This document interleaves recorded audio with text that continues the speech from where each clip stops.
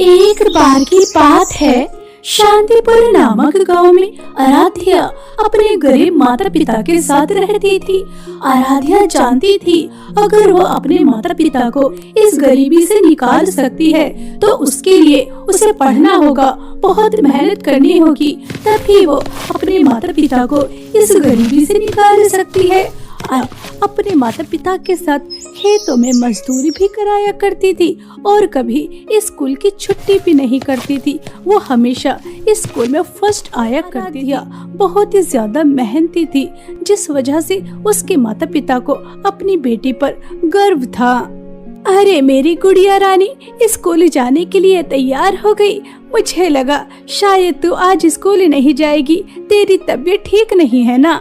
माँ, आप मेरी चिंता मत कीजिए, मैं बिल्कुल ठीक हूँ और वैसे भी आज मेरी बहुत ही इम्पोर्टेंट क्लास है, इसलिए मैं छुट्टी नहीं कर सकती। अच्छा, अब मैं चलती हूँ, अपना ख्याल रखना।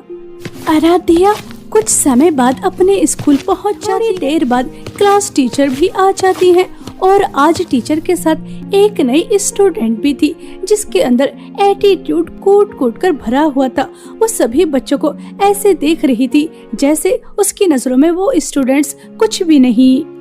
गुड मॉर्निंग बच्चों, सिट डाउन। आज मैं आप सभी को अपनी बेटी से मिलवाती हूँ। ये है मेरी बेटी काजल। अब यह इस स्कूल में अपनी पढ़ाई पूरी करेगी, ठीक है? काजल बेटा, यह तुम्हारी क्लास है, जाओ अपनी जगह पर बैठ जाओ। अच्छा बच्चों, अपनी बुक निकाल कर रीडिंग शुरू करो, मैं बस अभी आती हूँ। सुलेखा मैम क्लास से चली जाती हैं। उनके जाने के बाद काजल आराध्या से कहती है, सुनो लड़की, देखो मेरी डेस्क गंदी हो रही है और मैं गंदी जगह पर नहीं बैठती हूँ, इसलिए तुम्हें मेरी जगह साफ करनी होगी। चलो जल्दी से खड़ी हो जाओ और मेरी डेस्क साफ करो। मैं तुम्हारी नौकर नहीं हूँ, अगर गंदी जगह पर नहीं बैठना तो अपने हाथों से साफ करो और बैठ जाओ। मुझसे क्यों कह रही हो? ओह हेलो, क्या तू जानती नहीं मैं कौन हूँ? सुलेखा मैम की इकलौती बेटी हूँ। अगर उन्हें पता चला कि तुमने उनकी बेटी की बात नहीं मानी तो जानती हो ना क्या हो सकता है। तुम इस स्कूल में पढ़ने भी नहीं आ सकती। अगर इस स्कूल में पढ़ना चाहती हो तो जैसा मैं कहती हूँ वैसा करो। चलो चुपचाप मेरी जगह साफ करो। मैं इस स्कूल में पढ़ने के पैसे देती हूँ, मुफ्त में शिक्षा प्राप्त नहीं कर रही हूँ। अगर तुम प्रिंसिपल की भी बेटी होती तब भी मैं तुम्हारे लिए डेस्क साफ नहीं करती। हाँ, अगर तुम अपाहिज होती और मुझसे प्यार से कहती प्लीज मेरी जगह साफ कर दो तो शायद मैं कर देती, लेकिन अब तो बिल्कुल नहीं। क्लास में बैठे सभी बच्चे हंसने लगते हैं। काजल को यह देखकर बहुत गुस्सा आता है, वो आग बबूला हो जाती है। कुछ समय बाद सुलेखा मैम भी आ जाती हैं। मम्मी, आपके क्लास के बच्चों को बिल्कुल भी मैनर्स नहीं है, उन्हें बात करने की तो बिल्कुल तमीज नहीं है। आपके क्लास के बच्चों ने मुझे किस तरह से ट्रीट किया आप जानती भी हैं। मैं आपकी बेटी हूँ और इन्होंने मेरी इंसल्ट की है। काजल, थोड़ा आहिस्ता बोलो, ये तुम किस तरह से बात कर रही हो? मैं तुम्हारी माँ घर पर हूँ, यहाँ एक टीचर हूँ। देखो, इस बारे में घर पर जाकर बात करेंगे, ठीक है? अपनी जगह पर बैठो। तो बच्चों, चैप्टर नंबर 2 पढ़ लिया होगा। चलो अब मैं उसे समझाती हूँ। काजल, अपनी जगह पर जाकर बैठो। काजल को अब और भी ज्यादा गुस्सा आता है कि उसकी माँ आराध्या को कुछ नहीं कह रही। अब आराध्या की सबसे बड़ी दुश्मन बन चुकी थी। वो उसे परेशान करने का कोई मौका नहीं छोड़ती थी, लेकिन आराध्या भी पीछे हटने वालों में से नहीं थी। वो भी मुंह तोड़ जवाब देती थी। काजल सिर्फ आराध्या को ही परेशान नहीं करती थी बल्कि और भी स्टूडेंट्स को परेशान करती थी। ऐसे ही समय बीत रहा था। एक दिन प्रिंसिपल मैम 11th क्लास के बच्चों का टेस्ट लेती हैं और आराध्या टेस्ट में फर्स्ट आती है। सभी बच्चे आराध्या के लिए क्लैपिंग करो, क्योंकि आराध्या फर्स्ट आई है। मुझे नहीं पता था कि वो इस टेस्ट में भी फर्स्ट आ जाएगी। Very good, excellent. आराध्या, तुम हमारे स्कूल की ब्राइट स्टूडेंट हो। एक दिन तुम इस स्कूल का और अपने माता पिता का नाम रोशन जरूर करोगी। तुम बहुत आगे जाओगी। इस आराध्या के पंख इसलिए निकले रहते हैं क्योंकि सब इसकी तारीफों के पुलिजो बांधते हैं। मेरा नाम भी काजल है, काजल। इस आराध्या की बच्ची को तो मैं पढ़ने दूंगी नहीं, इसके बहुत बड़े बड़े सपने हैं ना। देख आराध्या की बच्ची, अब मैं करती क्या हूँ। आराध्या बहुत खुश होती है कि उसकी मेहनत रंग ला रही है, लेकिन बेचारी को क्या पता था कि काजल उससे कितनी नफरत करने लगी और वो नफरत में कितनी आगे निकल चुकी है। ऐसे ही एक ना सपना, मेरा बैग कहाँ है? आराध्या, तेरा बैग काजल अपने साथ लेकर गई है। हमने उसे बहुत रोकने की कोशिश की, लेकिन वो हमसे नहीं रुकी और वो तेरा बैग ले गई और उसने कहा आज तो वो तेरे बैग को जला ही देगी। आराध्या यह सुनकर बहुत घबरा जाती है और वो काजल को ढूंढने जाती है, लेकिन काजल पूरे स्कूल में कहीं नजर नहीं आती। वो सुलेखा मैम से पूछती है तो उसे पता चलता है कि काजल घर जा चुकी है। आराध्या भी छुट्टी हो जाने के बाद सुलेखा मैम के घर जाती है, लेकिन वहाँ काजल नहीं थी। बेचारी आराध्या उदास होकर अपने घर की तरफ आ रही थी, तभी काजल खड़ी थी और वो आराध्या से कहती है मेरे घर से आ रही हो? काजल, तुम ऐसा क्यों कर रही हो? तुम अपनी माँ का नाम बदनाम क्यों कर रही हो? वो कितनी अच्छी टीचर है और तुम ऐसी। काजल, मुझे मेरा बैग वापस कर दो।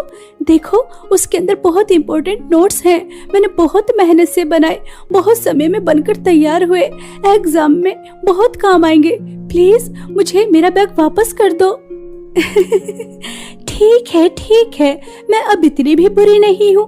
बता देती हूँ तेरा बैग कहाँ है, तो खुद जाकर वहाँ से अपना बैग लेकर आ जा। वैसे तो मैं किसी की मदद करती नहीं हूँ, लेकिन तू जैसी गरीब स्टूडेंट की मदद कर देती हूँ। तूने वह नोट्स बहुत मेहनत से बनाए होंगे। गाँव के बाहर चौराहे पर जो स्कूल है, तेरा बैग वहीं रखा है, लेकर आ जा। और हाँ, अगर कल गई तो शायद तेरा बैग तुझे ना मिले, इसलिए तुझे रात को ही जाना होगा। चौराहे वाला स्कूल? लेकिन वो तो बहुत पुराना है, बहुत समय से बंद है। गांव वाले कहते हैं कि उस स्कूल में आत्माएं भटकती हैं, भूत रहते हैं, क्योंकि वो बहुत सालों से बंद है ना। वहाँ से डरावनी डरावनी आवाज सुनी गई है। मैं वहाँ नहीं जाऊंगी। तेरी मर्जी, अगर तुझे जाना है तो जा, वरना मत जा। अब मैं भी देखती हूँ ये गरीब स्टूडेंट कैसे स्कूल में पढ़ने आती है, कैसे अपना बैग लेकर आती है। बेचारी आगे कुआं पीछे खाई। आराध्या बहुत ही ज्यादा डर रही थी, क्योंकि चौराहे वाला स्कूल बहुत ही ज्यादा खतरनाक था। वो बहुत सालों से बंद था और गांव वाले कहते थे कि इस स्कूल को इसलिए बंद किया गया क्योंकि वहाँ एक आत्मा भटकती है। आराध्या बहुत ही ज्यादा फूट फूट कर रोती है। उसके अकेले जाने की हिम्मत नहीं होती और सपना को वहाँ जाने के लिए कहती है। पहले तो वो दोनों मना करती हैं, लेकिन बाद में मान जाती हैं। ठीक है, हम तेरे साथ वहाँ जाने के लिए तैयार तो हैं, लेकिन पता नहीं क्यों डर लग रहा है। हमारा वहाँ जाना ठीक भी है। गांव वाले जो कहते हैं ठीक ही कहते हैं। हमें अपने बड़े बूढ़ों की बात मान लेनी चाहिए। अगर इस स्कूल में आत्माएं वगैरह हुई तो हम क्या करेंगे? अरे यार सपना, हमें आराध्या की मदद करनी चाहिए। वो भी तो हमारी कितनी मदद करती है, और अगर इसका बैग मिल गया तो ये हमें भी वो नोट्स दिखाएगी ना आराध्या। नैना, सपना और आराध्या चौराहे वाले स्कूल में जाने के लिए तैयार हो जाती हैं, लेकिन तीनों ही बहुत ही ज्यादा डर रही थी। कुछ समय बाद वो तीनों स्कूल में पहुंच जाती। बहुत ही ज्यादा पुराना था, उसकी पूरी बिल्डिंग खंडहर बन चुकी थी। जैसे ही तीनों क्लास के अंदर जाती हैं, कौन है यहाँ पर? कौन है? आराध्या, पहले रोने की आवाज, फिर चिल्लाने की और अब हंसने की आवाज आ रही है। कौन है यहाँ पर? कौन है? नैना, आराध्या, दोबारा से जोर जोर से रोने की आवाज आ रही है। इस स्कूल में कौन रो रहा है?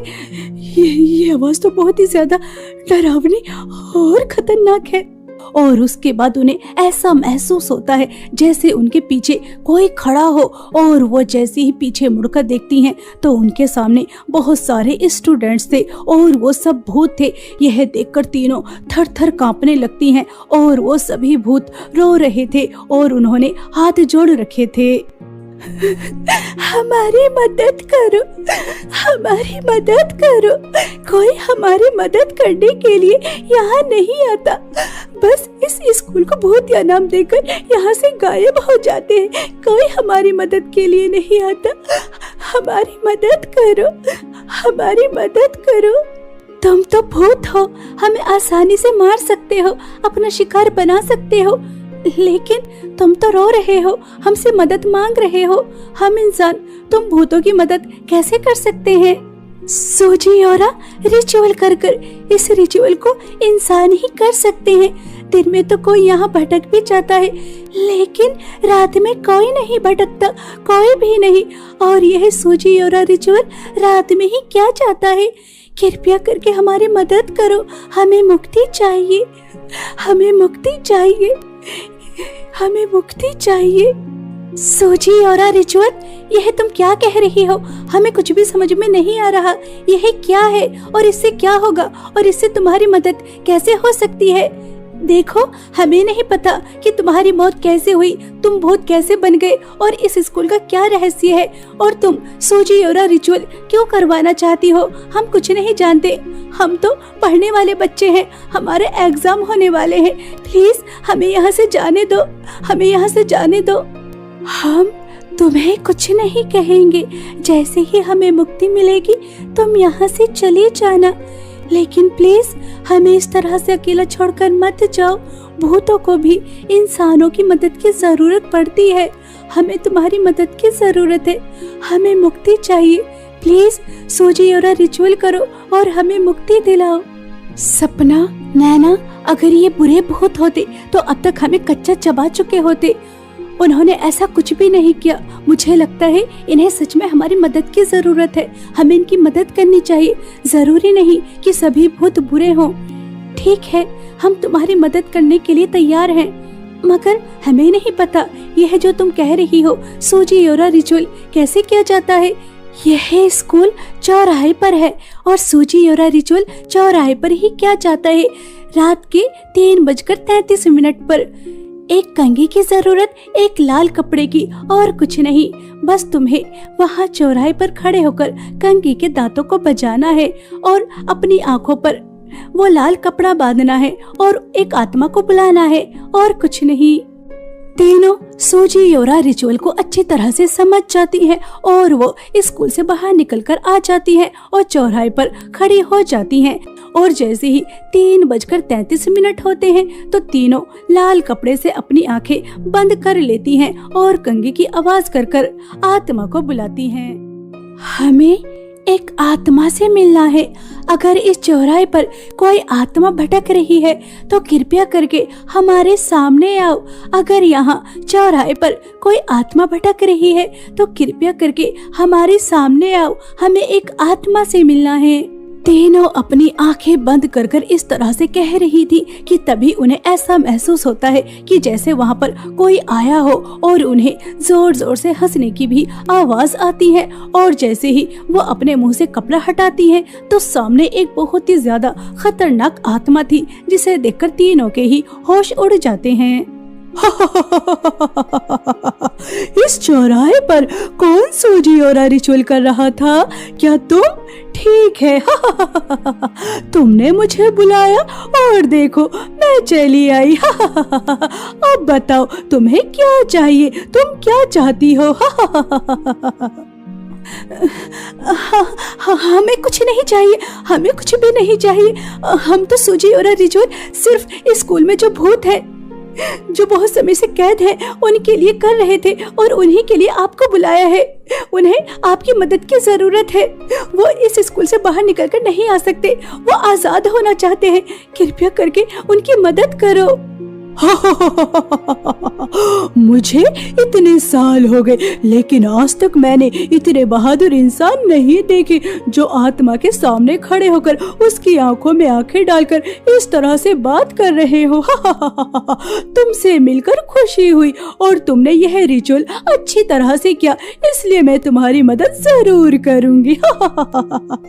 पहले तो तीनों को उस आत्मा से बहुत ही ज्यादा डर लग रहा था, लेकिन उसके बाद उनका डर छूमंतर हो जाता है और वो आत्मा स्कूल के अंदर जाती है और उन सभी भूतिया स्टूडेंट्स को आजाद कर देती है और वो भी स्कूल से बाहर निकलकर आ जाते हैं और तीनों को धन्यवाद कहते हैं। हम आजाद हो गए, हम आजाद हो गए, सिर्फ तुम्हारी वजह से, तुम्हारा बहुत बहुत धन्यवाद। जब इस स्कूल में आग लगने की वजह से हमारी मौत हुई तब हमें लगा कि हमारी आत्मा इस स्कूल में ही भटकती रहेगी, हम कभी आजाद नहीं होंगे, लेकिन अब हम आजाद हो चुके हैं। हम तुमसे वादा करते हैं, हम अच्छे इंसानों को कभी नहीं सताएंगे और बुरे इंसानों को छोड़ेंगे नहीं। ये लो, इसे ही तो ढूंढने तुम इस स्कूल में आई थी। वो भूत बहुत ही ज्यादा खुश होते हैं और आराध्या को उसका बैग देकर वहाँ से गायब हो जाते हैं। आराध्या, सपना और नैना को बहुत खुशी होती है कि उन्होंने भूतों की मदद की और अगले दिन आराध्या खुशी खुशी स्कूल आती है। आराध्या को जिंदा देखकर काजल के होश उड़ जाते हैं। काजल, मुझे जिंदा देखकर हैरान हो कि मैं उस भूतिया स्कूल से जिंदा वापस कैसे आ गई। काजल देखो, मेरे रास्ते में दोबारा मत आना, यह आखिरी वार्निंग है। अगर दोबारा तुमने ऐसा कुछ किया तो मैं तुम्हें छोड़ूंगी नहीं। आराध्या काजल को लास्ट वार्निंग देकर चली जाती है और काजल अब आराध्या से बहुत ही ज्यादा डर जाती है और वो हार मान जाती है और अब आराध्या का पीछा छोड़ देती है। बात है जब एक छोटे से परिवार में मधु, सुबोध, उनका बेटा रोहन और भतीजी लता रहते थे। लता के माँ बाप बचपन में ही गुजर गए थे। मधु बहुत ही बुरी, वो लता से घर का पूरा काम करवाती थी। मधु उसके साथ इतना बुरा व्यवहार और इस बारे में उसके चाचा को बिल्कुल नहीं पता था। वो अक्सर उसके चाचा के सामने अच्छा बनने का नाटक करती और पीछे से लता को धमका कर रखती थी कि वो अपने चाचा को कुछ बताएगी तो वो उसे बहुत। एक दिन लता आंगन में कपड़े धो रही थी कि तभी उसकी चाची आकर उसके पास ढेर कपड़े लाकर पटक देती है। चाची, मेरे पास पहले ही बहुत कपड़े हैं, मेरा हाथ दर्द हो रहा है। ए लड़की, चुपचाप कपड़े धो, समझी? पूरा दिन खाने को दे दो और काम तुझसे जरा नहीं होता। आज सारा काम खत्म हो जाना है। आज मेरे बेटे रोहन का जन्मदिन है, उसके लिए तुझे फिर मेरी रसोई में मदद भी करनी है, समझी? इतना कहकर मधु वहाँ से चली जाती है। कपड़े धोने के बाद मधु उसे अपने साथ रसोई में लगा लेती है। मधु अपने बेटे के जन्मदिन के लिए खीर पूरी बना रही होती है। लता को खीर बड़ी ही पसंद होती है। खीर देखकर उसके मुंह में पानी आ जाता है। उसने सुबह से कुछ खाया भी नहीं होता। चाची, ये खीर हमको कब मिलेगी? ओह नवाब लड़की, आज मेरे बेटे का जन्मदिन है, समझी? ये उसके लिए बनाई है। तू कहाँ अपनी मनहूस नजर इस खीर पर डाल रही है? हाँ, मुझे बहुत भूख लग रही है चाची, मैंने सुबह से कुछ भी नहीं खाया। चल दफा हो यहाँ से। लता बेचारी वहाँ से चली जाती है। रात को सब मिलकर रोहन का जन्मदिन मनाते हैं। उसके बाद सब खीर पूरी मजे से खाते हैं। अरे लता कहाँ गई? उसे भी तो बुलाओ। अरे उसने इतना ज्यादा खा लिया कि अब वो आराम से सो रही। दूर से सब देख और सुन रही होती है। चाची कितना झूठ बोलती है, आज तो मुझे खाना ही नहीं मिला। सबके सोने के बाद जब उसकी चाची बची हुई खीर रख रही हो तो लता भूख से तड़पती हुई उसके पास आती। बहुत भूख लग रही है चाची, प्लीज मुझे खीर दे दो। ओह चल भाग यहाँ से। मधु लता को वहाँ से भगा दे। बेचारी लता भूखी ही सो जाती है। वो पूरी रात भूख से तड़पती रहती है। अगले दिन मधु खीर के अंदर छिपकली पड़ी हुई देखती है। हे भगवान, ये छिपकली कहाँ से आकर गिर गई इसमें? ये जरूर उस मनहूस की नजर लगी होगी, तभी ऐसा हुआ। कल से खीर लगा रखा था, कितने काजू बादाम डाले थे मैंने इसमें। वो खीर का कटोरा उठाकर उसे फेंकने लगती है कि एकदम रुक जाती है। अरे फेंकने से अच्छा ये खीर मैं उस लता की बच्ची को ना दे दूं, खीर खाकर खुश हो जाएगी और फिर कुछ दिन मेरा मन लगाकर काम कर। यही सोचकर वो खीर का कटोरा ले जाकर लता को दे देती है। ए लड़की, कल से खीर मचा रखा था ना, चल ले ये खा ले। क्या मैं? ये खीर मेरे लिए है? हाँ तेरे लिए है। मैं कोई बुरी नहीं हूँ जो तूने मुझे बना रखा है। चल अब ये खा और काम पर लग जा। ठीक है चाची। लता खीर का कटोरा लेकर उसे खाने में लग जाती है। 2 दिन से भूखी लता को पता ही नहीं चलता कि वो खीर जहरीली है। बेचारी इतनी खुशी से खीर खा रही होती है कि जैसे जन्मों बाद उसे उसकी पसंद की चीज मिली हो। जरा सी देर में वो सारी खीर चट कर जाती। चाची ने मुझे कितनी सारी खीर दी, वो तो बहुत अच्छी। खीर खाने के बाद लता आंगन में झाड़ू लगाने चली जाती है। झाड़ू लगाते लगाते लता को अजीब सा होने लगता है। उसे अचानक से उल्टी होने लगती है और उसके मुंह से झाग निकलने लगते हैं। चाची, चाची। लता की आवाज सुनकर जब उसकी चाची वहाँ आती है तो लता के मुंह से निकलते हुए झाग को देखकर वो डर जाती है। उसे तो सब पता होता है कि ये सब उस छिपकली वाली खीर को खाने से हुआ है। चाची, मुझे कुछ हो रहा है, मुझे बचा लो चाची। अरे अगर मैं इसे डॉक्टर पर ले गई तो मेरा किया धरा सब सामने आ जाएगा। भाड़ में जाइए, ये मरेगी तो मुझे इससे छुटकारा भी मिल जाएगा। मधु उसे ऐसी हालत में वहीं छोड़ देती है और लता तड़प तड़प कर मर जाती है। उसके मरने के बाद लता रोने की खूब एक्टिंग करती है जैसे उसे ही सबसे ज्यादा दुख हो। हाय मेरी बच्ची, जाने क्या हो गया, हाय मेरा सब लुट गया। हिम्मत रखो लता, ऐसे रो मत। पर समझ नहीं आ रहा कि अचानक लता को हुआ क्या। अरे मैं जब आंगन में गई तो ये मुझे मरी पड़ी मिली। किसी को कुछ पता नहीं चलता कि लता कैसे मरी है। मधु अंदर ही अंदर बड़ी खुश होती है कि जो उसने चाहा बिल्कुल वैसा ही हो गया। पर उसे क्या पता था कि उसके किए का दंड उसको जल्द ही मिलने। कुछ दिन बाद एक रात जब मधु बाहर के कमरे में होती है तो अचानक कमरे में ढेर सारी छिपकली आ जाती है। हे भगवान, ये इतनी सारी छिपकली कहाँ से आ गई? भागो यहाँ से। जैसे तैसे वो छिपकली को भगाती है कि तभी बाहर से एक आवाज आती। आवाज सुनकर मधु बाहर जाती है तो उसके होश उड़ जाते हैं। उसके सामने एक चुड़ैल खड़ी होती है। मुझे बहुत भूख लग रही है, मुझे खीर दे दे, खीर मुझे बहुत पसंद है, जा जल्दी मेरे लिए खीर ले आ। मधु उस चुड़ैल को देख जोर से चिल्लाती हुई घर में वापस आती और सुबोध को सब बताती है। जब बाहर जाकर देखता है तो बाहर कोई भी नहीं होता। वो यही थी, मुझसे खीर मांग रही थी। तुम पागल पागल हो गई हो, लगता है आज ज्यादा काम कर लिया।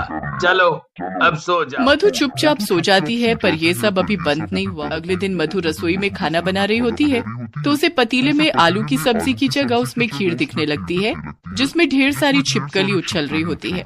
ये सब क्या हो रहा है मेरे साथ, क्यों ये सब दिखाई दे रहा है मुझे? मधु को अचानक खिड़की में वही चुड़ैल खड़ी दिखती है और आगे हाथ फैलाकर उससे खीर मांगने लगती है।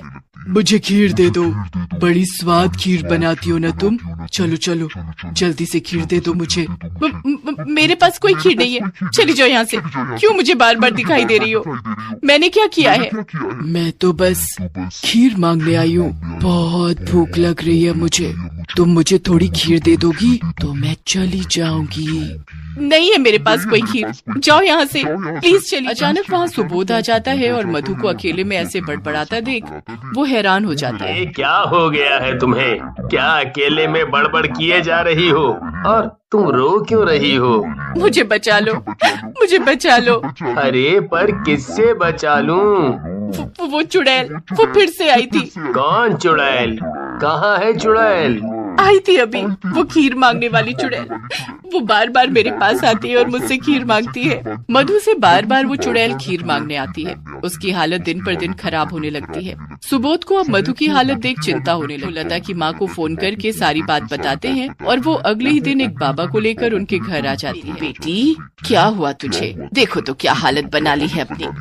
माँ कोई मेरी बात नहीं मानता पर मैं सच बोल रही हूँ। वो खीर मांगने वाली चुड़ैल मुझे बार बार दिखती है। हाँ बेटी, मुझे दामाद जी ने बताया था, इसलिए देखो मैं ये बाबा को अपने साथ लेकर आई हूँ, ये अभी सब ठीक कर। बाबा चारों तरफ ध्यान से देखते हैं और उन्हें कुछ एहसास होता है। क्या इस घर में किसी की अनचाही मौत हुई है? हाँ बाबा, मेरी भतीजी लता की। पर अनचाही मौत मतलब? हाँ, मतलब कि वो अपनी मौत नहीं मरी। ये आप क्या बोल रहे हो बाबा? अभी सब पता चल जाएगा।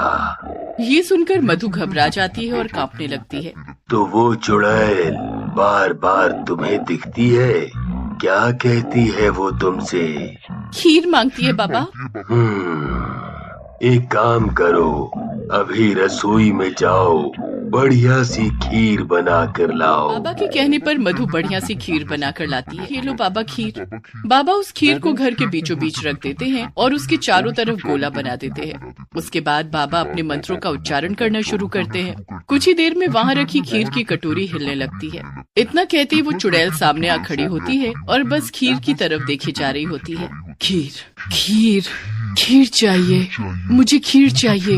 ये खीर तुझे तभी मिलेगी जब तू ये बताएगी कि तूने इस औरत को क्यों परेशान किया हुआ है।